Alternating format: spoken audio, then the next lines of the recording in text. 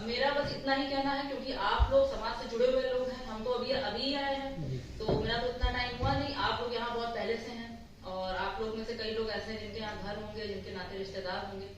तो मेरा सिर्फ इतना कहना है कि चीजों को रिपोर्ट करिए। अगर लोग नहीं आ पा रहे हैं तो आप लोग उनका जरिया बनिए। एक बार हमको बताइए, फिर उसके बाद जो उसमें सही होगा, जो एक प्रॉपर वे आउट होता है, वो हम लोग करेंगे। और अगर इस प्रकार का कोई कृत्य कर रहा है तो उसके खिलाफ सख्त से सख्त दंडात्मक कार्रवाई की जाएगी। एक चीज और मैडम है, हम लोग को रिपोर्ट नहीं दर्ज होती है, इसका परिणाम था कि न्यायालय से रिपोर्ट दर्ज हो रहा है 156 और उसमें जबकि न्यायालय रिपोर्ट नहीं दर्ज हुई है, थाना रिपोर्ट दर्ज हुई तो उसपे पुलिस कार्य की कार्रवाई होनी चाहिए।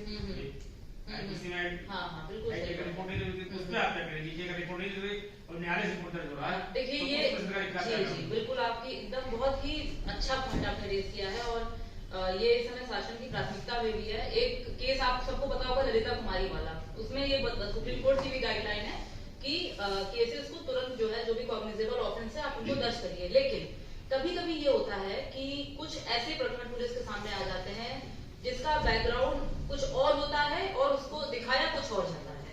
कभी कभी ऐसा होता है, तो जिसमें कभी कभार हमारे पुलिस वाले पीछे हट जाते हैं। लेकिन हम लोग को उस निटिग्रिटीज में ना जाके, हम लोग की जो प्राथमिकता रहेगी वो ये रहेगी कि अगर भाई तहरीर आई है और तहरीर में सत्यता है तो मुकदमा तुरंत उसमें दर्ज किया जाए। क्योंकि आप लोग बार-बार टेस्टिंग रिपोर्ट भी बार-बार आती है। अगर हमारा रिपोर्ट गलत है तो वो इसमें हो जाएगा। बिल्कुल रिपोर्ट तो होनी चाहिए। बिल्कुल लिखनी चाहिए। और आपकी बात से मैं बिल्कुल सहमत हूँ।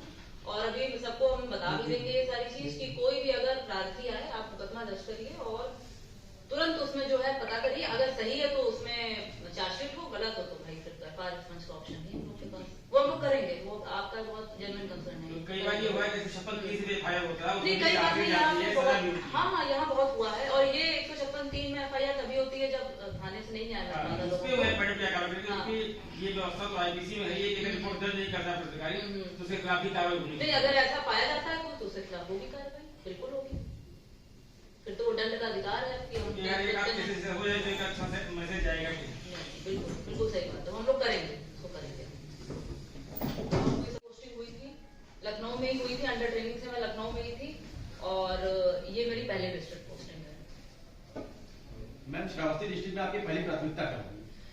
श्रावस्ती डिस्ट्रिक्ट अभी जो मेरी बात हुई है, जितना हम लोग टहले हैं, तो यहाँ पे एक जो मेजर कंसर्न आया है, वैसे तो दो मेजर कंसर्न है, लेकिन जो सबसे पहला मेजर कंसर्न जो हम लोग का जो नेपाल बॉर्डर है, वहां से जो लड़कियां भाग जाती हैं और या तो भाग जाती हैं या उनको भगा लिया जाता है, तो इस टाइप की चीजों को रोकना। और अगर वो लड़कियां भाग गई हैं तो उनको प्रॉपरली टाइमली रिकवर करना।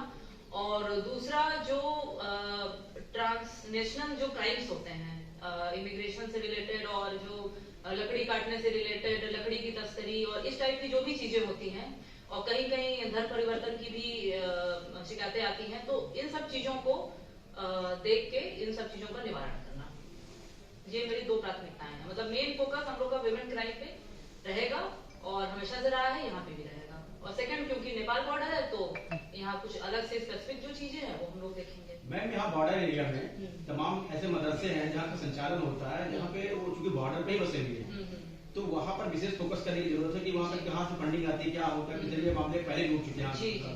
जी तो उस पर नजर रखेंगे। हाँ बिल्कुल, आपका बहुत अच्छा सजेशन है ये। अभी अरिश्मा साहब से भी मेरी बात हुई तो उन्होंने भी इस चीज को रेज किया था। इसमें हम लोग जो है LIU की भी काफी हेल्प लेंगे। और अगर ऐसा कुछ पाया जाता है कि इस प्रकार की टेरर फंडिंग हो रही है या इस प्रकार की चीजें हो रही हैं, तो उसमें सख्त से सख्त कार्रवाई की जाएगी। मैम, ये जो साइबर क्राइम होते हैं, इसके आप द्वारा क्या कदम उठाएंगे? देखिए, अभी एक बार हम साइबर क्राइम का स्टैटिस्टिक्स यहाँ का देख लेंगे कि क्या है, उसके हिसाब से जो है फिर आगे की इस पर रणनीति बनाऊंगी मैं अपनी टीम के साथ। और साइबर क्राइम जो होता है उसमें सबसे जो पहली प्राथमिकता होती है वो है कि वो तुरंत हैंडल हो जाए। क्योंकि लोगों का पैसा चला गया, अगर 24 घंटे के अंदर उन्होंने रिपोर्ट कर दिया तो उसका जो पैसा होता है वो वापस आ जाता है अकाउंट में। वही चीज अगर 2 दिन 3 दिन 4 दिन लेट हो जाती है फिर दिक्कत होती है। तो साइबर अवेयरनेस भी बढ़ाने की जरूरत है। इसमें शासन प्रशासन से हम लोग मदद भी लेंगे, जो हमारे एडमिनिस्ट्रेटिव अथॉरिटीज है यहाँ पे, उनसे हम लोग कोऑर्डिनेशन भी लेंगे कि वो लोग हम लोग के साथ मतलब मिल के लोगों के प्रति पहले तो जागरूकता फैलाएं कि भैया अगर आपका 10,000 रुपए भी गया है तो आप रिपोर्ट करो उसको, है ना। तो ये सारी चीजें करेंगे और उसके बाद जो वही 24 आवर विंडो वाला है वो हम लोग इम्प्लीमेंट करेंगे साइबर अवेयरनेस और साइबर क्राइम में।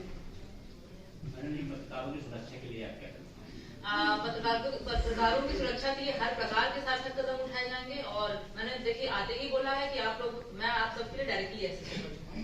कुछ भी हो आप हमको बताइए और जो हो सकेगा हम करें बेस्ट। मैडम ये बहुत ही